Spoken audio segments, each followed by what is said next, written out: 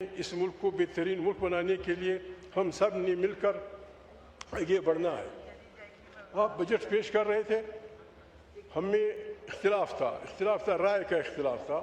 بعض کہتے تھے اس بجٹ کا بائیکاٹ ہونا چاہیے، بعض نے کہا کہ نہیں اس میں حصہ لینا چاہیے، اکثریت نے کہا حصہ لینا چاہیے۔